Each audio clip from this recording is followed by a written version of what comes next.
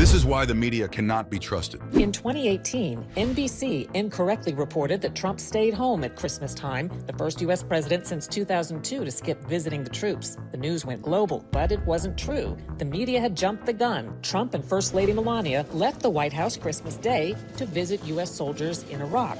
On Thanksgiving, Newsweek made a similar error, falsely reporting that Trump was spending the holiday golfing at Mar-a-Lago in Florida. But the reporter had fabricated the golf story. Trump flew to Afghanistan on Thanksgiving to again be with the troops, making Trump the only president in U.S. history to visit troops in a combat zone both on Thanksgiving and so close to Christmas, though the press never reported that. CNN claimed Nancy Sinatra was not happy her father's song was played at Trump's inauguration. But Nancy Sinatra responded, "That's not true. I never said that. Why do you lie, CNN?" Time falsely claimed Trump removed the bust statue of Martin Luther King from the Oval Office.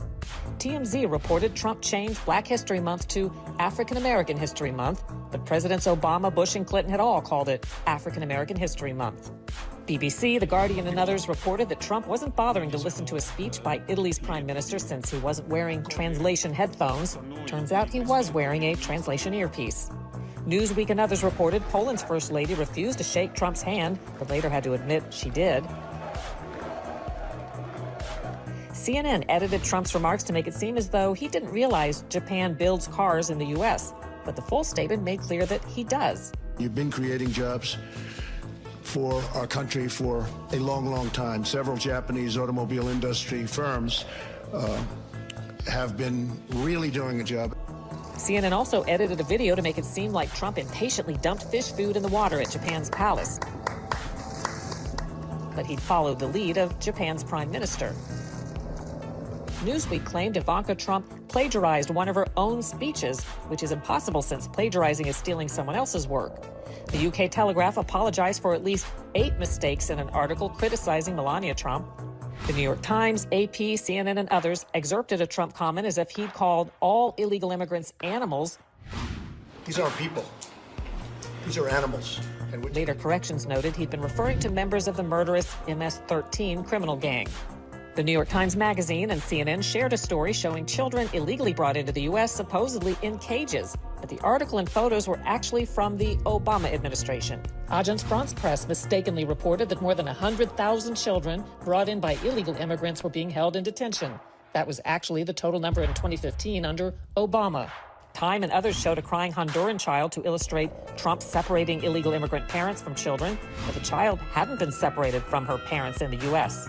MSNBC falsely claimed Trump banned the Red Cross from visiting the immigrant children. The Red Cross said that wasn't true. MSNBC also falsely claimed that Trump had talked about exterminating Latinos, but later corrected that and apologized. NBC News misidentified the focus of Trump's praise in a speech as Confederate General Robert E. Lee. Actually, Trump was talking about Union General Ulysses S. Grant. And his name was Grant, General Grant. The Washington Post and others falsely reported that Trump supporting pro-life Catholic high school students were the aggressors in a confrontation in Washington, D.C. Several news outlets featured an empty podium at Trump's 4th of July celebration in 2019 and said he didn't draw crowds, but the photo was taken before the event. The actual crowd was huge. The New York Times and others implied Trump hadn't paid income taxes for 18 years, but the record shows he'd paid a higher rate than Democrats Bernie Sanders and President Obama. Bloomberg and the Wall Street Journal reported special counsel Robert Mueller had subpoenaed Trump's bank records. That wasn't true. Politico falsely reported that Trump owed the Bank of China tens of millions of dollars in a loan coming due as he dealt with China on coronavirus. Not true. MSNBC falsely reported that Trump had loans with Russian co-signers. Slate.com falsely claimed a Russian bank server had been illicitly communicating with Trump Tower. And the New York Times, CNN, MSNBC, and many others falsely reported that the Hunter Biden laptop scandal story was unsubstantiated or Russian disinformation. The New York Times reported that Trump seized on hydroxychloroquine as a miracle cure. Trump never said that. And it may work and it may not work. But if it doesn't work, it's nothing lost by doing it, nothing. CNN and others criticized Trump for tweeting that Alabama would likely be affected by Hurricane Dorian, but official advisories had put Alabama in a projected impacted area. Vox.com tweeted that Trump suggested he'd been a 9/11 first responder. He'd said the opposite. And I was down there also. but I'm not considering myself a first responder. Multiple media falsely claimed Trump was golfing during a U.S. raid that captured the head of ISIS in Syria and that a White House photo of Trump had been staged. But Trump was at the White House.